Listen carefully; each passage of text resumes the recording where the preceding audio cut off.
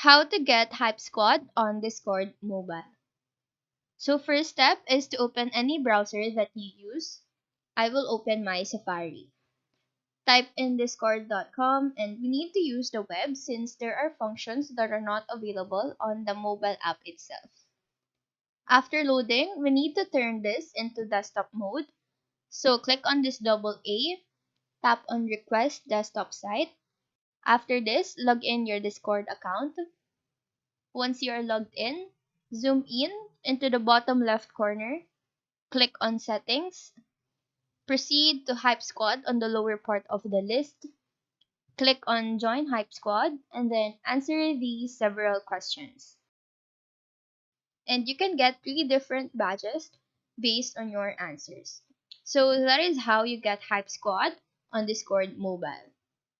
Do let us know if this video helped you out, and if you have any questions, feel free to drop them down below. Thank you for watching and have a nice day.